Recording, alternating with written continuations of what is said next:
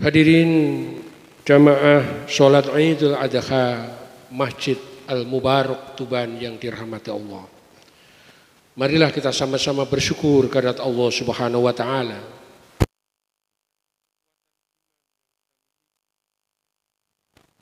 Kesempatan yang diberikan oleh Allah pada hari ini yang berbahagia ini. Kita bisa berkumpul di sini majelis dalam rangka kita menjalankan sholat Idul Adha, satu amalan sunnah muakkad yang sangat dianjurkan oleh Islam sebagai bentuk atau cara kita untuk bisa mengambil hikmah dari yang terjadi, satu peristiwa yang agung yang diturunkan oleh Allah Subhanahu wa taala lewat malaikat Jibril untuk sama-sama kita yakini dan kita laksanakan. Hadirin yang dirahmati Allah, Idul Adha ini satu hari yang luar biasa bagi orang-orang yang mengaku dirinya beragama Islam. Pada jam ini saudara-saudara kaum muslimin yang ada di seluruh dunia untuk menjalankan ibadah haji, pada jam ini mereka berkumpul di Musdalifah yang sudah memulai untuk melangkah kakinya dengan keimanan yang dimiliki untuk menuju ke Mina. Yang namanya panggilan yang tidak pernah berhenti untuk selalu diucapkan oleh orang-orang yang menjalankan ibadah haji. Labbaik Allahumma labbaik, labbaik la syarika laka labbaik, innal hamda wan ni'mata laka wal mulk la syarika lak. Kata-kata ini jamaah yang berbahagia mengandung sebuah kata-kata yang luar biasa kalau kita fahami, bahwa ada sebuah kepasrahan jiwa yang dilakukan oleh hamba di hadapan Allah Subhanahu wa taala, bahwa haji itu adalah panggilan dari Allah Subhanahu wa taala. Tidak ada satupun yang memiliki kekuatan untuk bisa mendatangkan kaum muslimin di seluruh dunia ini kecuali Allah Subhanahu wa taala. Labbaik Allahumma labbaik, labbaik la syarika laka labbaik, innal hamda wan ni'mata laka wal mulk la syarika. Yang terpenting kaum muslimin yang berbahagia, dalam kata-kata itu ada dua ucapan yang disampaikan oleh kaum muslimin ketika menyadari dirinya itu adalah menjadi tamu Allah, yaitu adalah bersumpah kepada Allah untuk tidak berbuat syirik. La syarika laka. Mereka berjanji kepada Allah ketika dirinya dititahkan oleh Allah untuk melakukan ibadah haji, dia bersumpah di hadapan Allah untuk tidak melakukan satu perbuatan syirik. Jamaah yang berbahagia, hadirin jamaah yang dirahmati oleh Allah, memang kalau kita mau memahami secara seksama bahwa jamaah haji itu adalah bermacam-macam bangsa dan bahasa, mereka jamaah yang berbahagia berkumpul dalam satu tempat.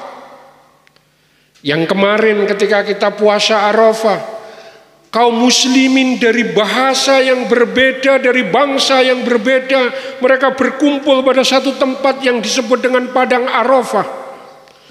Pada saat itu jamaah yang berbahagia, orang pada waktu itu dan pada hari ini masih mengucapkan itu.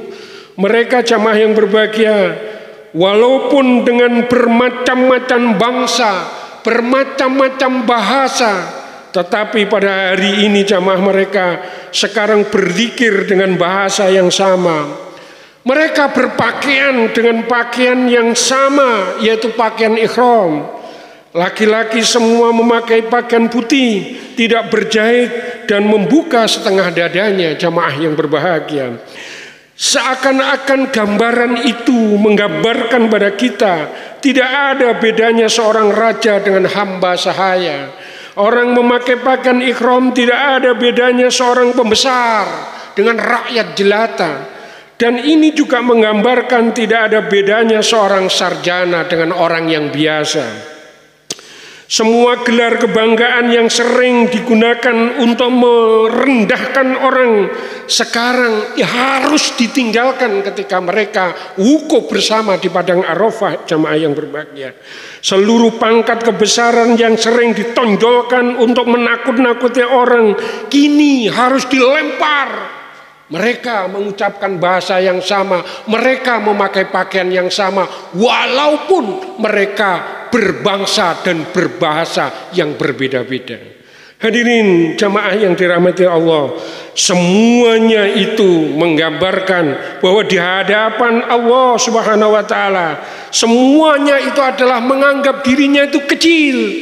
Dan itu adalah tidak ada apa-apanya di hadapan Sang Khalik yang maha besar. Allahu Akbar, Allahu Akbar. Hadirin jamaah yang dirahmati Allah, memang sesungguhnya ibadah haji itu adalah mengungkapkan inti daripada ajaran Islam. Dari tauhidul ibadah menuju tauhidul ummah. Dari menyatukan satu bentuk ibadah, mereka membaca bacaan yang sama, mereka mengucapkan ucapan yang sama, mereka memakai pakaian dengan pakaian yang sama. Tauhidul ibadah. Dan itu jamaah yang berbahagia akan melahirkan satu kekuatan yang saya sebut dengan istilah tauhidul ummah, menyatukan dengan kekuatan umat, jamaah yang berbahagia.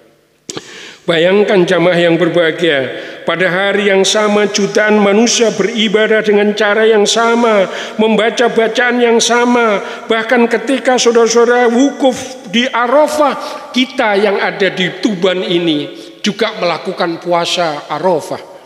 Ini jamaah yang berbahagia, sebagai sebuah kata bahwa dari kesatuan ibadah ini pasti dan harus lahir menjadi satu kesatuan ummah. Kita lihat jamaah yang pada hari ini, siapa yang membedakan di antara kita pada hari ini? Mereka menghadap dengan hadapan yang sama, mereka mengucapkan dengan ucapan yang sama. Ketika seorang iman mengucapkan Allahu Akbar, kita semuanya adalah tunduk dan patuh. Ini jamaah yang berbahagia yang kita sebut dengan istilah kesatuan tauhidul ibadah.